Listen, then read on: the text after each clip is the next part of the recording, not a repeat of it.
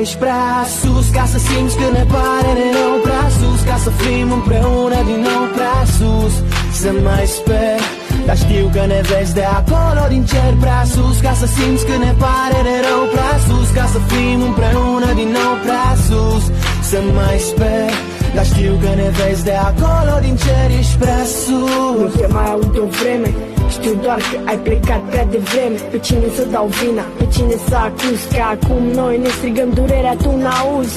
Ai fost campion în viața asta trecătoare și doar că timpul ți s-a scurs din întâmplare. Ești prea sus să te mai ascult, ești prea sus să-ți mai simt părul ud, prea sus să mai pot cu tine să râd, prea sus să mai fii pe pământ, prea sus ca să vezi cât ne lipsești, dar știu că de acolo de sus tu ne privești. Prea sus să-ți mai văd pe podium numele și din flori mi s-au transformat cu nunele. Și prea sus ca să ne mai dai un semn, acum ești liber să înnoți oceane în Eden. Oceane în Eden, oceane în Eden, oceane în Eden.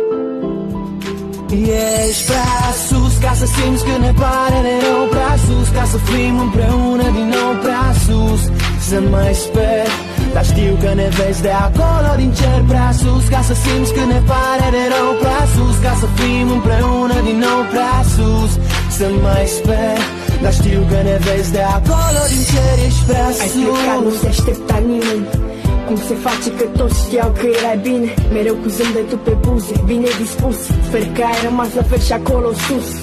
O să-ți ducem lipsa cu fiecare zi ce treci, mereu în apă, pe stradă, acasă, liceu.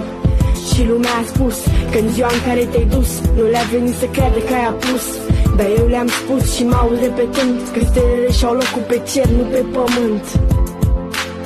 Își au locul pe cer, nu pe pământ. Chiar dacă e greu să acceptăm că nu mai ești.